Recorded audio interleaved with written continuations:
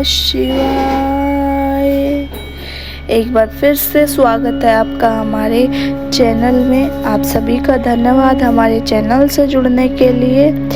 तो हम कर रहे हैं शिव पुराण, भगवान शिव की महाकथा, जिसमें अगला अध्याय है भगवान शिव के लिंग एवं साकार विग्रह की पूजा के रहस्य तथा महत्व का वर्णन। सूत जी कहते हैं, शौनक, जो श्रवण, कीर्तन और मनन इन तीन साधनों के अनुष्ठान में समर्थ न हो, वह भगवान शंकर के लिंग एवं मूर्ति की स्थापना करके नित्य उसकी पूजा करे तो संसार सागर से पार हो सकता है। वंचना अथवा छल न करते हुए भी अपनी शक्ति के अनुसार धन राशि ले जाए और उसे शिवलिंग अथवा शिव मूर्ति की सेवा के लिए अर्पित कर दे। साथ ही निरंतर उस लिंग एवं मूर्ति की पूजा भी करे। उसके लिए भक्ति भाव से मंडप, गोपुर, तीर्थ, मठ एवं अक्षेत्र की स्थापना करे तथा उत्सव रचाए। वस्त्र, गंध, पुष्प, धूप, दीप तथा पुआ और शाक आदि व्यंजनों से युक्त भांति भांति के भक्ष्य भोजन अन्न नैवेद्य के रूप में समर्पित करे। छत्र, ध्वजा, व्यंजन, चामर और अन्य अंगों सहित राजोपचार की भांति सब सामान भगवान शिव के लिंग एवं मूर्ति को चढ़ाए। प्रदक्षिणा, नमस्कार और यथाशक्ति जप करे। आह्वान से लेकर विसर्जन तक सारा कार्य प्रतिदिन भक्ति भाव से संपन्न करे। इस प्रकार शिवलिंग अथवा शिव मूर्ति में भगवान शंकर की पूजा करने वाला पुरुष श्रवणादि साधनों का अनुष्ठान न करे तो भी भगवान शिव की प्रसन्नता से सिद्धि प्राप्त कर लेता है। पहले के बहुत से महात्मा पुरुष तथा शिव मूर्ति की पूजा करने मात्र से भव बंधन में मुक्त हो जाते हैं। ऋषियों ने पूछा, मूर्ति में ही सर्वत्र देवताओं की पूजा होती है, लिंग में नहीं, परंतु भगवान शिव की पूजा सब जगह मूर्ति में और लिंग में भी क्यों की जाती है? सूत जी ने कहा, मुनीश्वरों, तुम्हारा यह प्रश्न तो बहुत बड़ा ही पवित्र और अत्यंत अद्भुत है।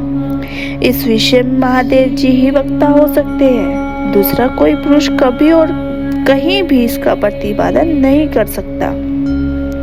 इस प्रश्न के समाधान के लिए भगवान शिव जो कुछ कहा और उसे मैंने गुरु जी के मुख से जिस प्रकार सुना है उसी तरह क्रमशः वर्णन करूंगा। एकमात्र भगवान शिव ही ब्रह्म रूप होने के कारण निराकार कहे गए हैं। रूपवान होने के कारण उन्हें सकल भी कहा गया है, इसलिए वे सकल और निष्कल दोनों है। शिव के निष्कल निराकार होने के कारण ही उनकी पूजा का आधारभूत लिंग भी निराकार ही प्राप्त हुआ है, अर्थात शिवलिंग शिव के निराकार स्वरूप का प्रतीक है। इसी तरह शिव के सकल या साकार होने के कारण उनकी पूजा का आधारभूत विग्रह साकार प्राप्त होता है, अर्थात शिव का साकार विग्रह उनके साकार स्वरूप का प्रतीक होता है। सकल और अकल समस्त अंग आकार सहित साकार और अंग आकार से सर्वथा रहित निराकार रूप होने से ही वे ब्रह्म शब्द से कहे जाने वाले परमात्मा हैं। यही कारण है कि सब लोग लिंग निराकार और मूर्ति साकार दोनों में ही सदा भगवान शिव की पूजा करते हैं। शिव से भिन्न जो दूसरे देवता है वे साक्षात ब्रह्म नहीं है, इसलिए कहीं भी उनके लिए निराकार लिंग नहीं उपलब्ध होता।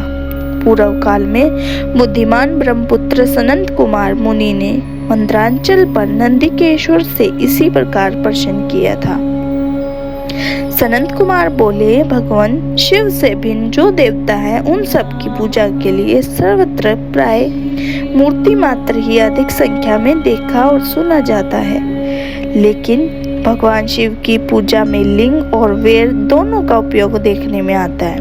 अतः कल्याण में नंदिकेश्वर इस विषय में जो तत्व की बात हो उसे मुझे इस प्रकार बताइए जिससे अच्छी तरह समझ में आ जाए।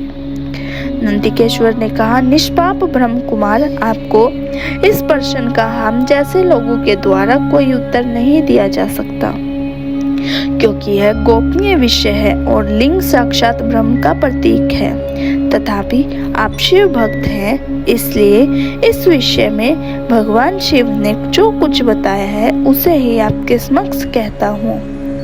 भगवान शिव ब्रह्म स्वरूप और निष्कल है, इसलिए उन्हीं की पूजा में निष्कल लिंग का उपयोग होता है। संपूर्ण वेदों का यही मत है। सनंद कुमार बोले, महाभाग योगींद्र, आपने भगवान शिव तथा दूसरे देवताओं के रहस्य पूजन में लिंग और वेद के प्रचार का जो रहस्य विभाग पूर्वक बताया है वह यथार्थ है। इसलिए लिंग और वेद की आदि उत्पत्ति का जो उत्तम वृत्तांत है उसी को मैं इस समय सुनना चाहता हूँ।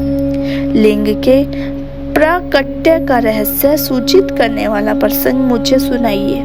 इसके उत्तर में नंदिकेश्वर ने भगवान महादेव के निष्कल स्वरूप लिंग के आविर्भाव का प्रसंग सुनाना आरंभ किया।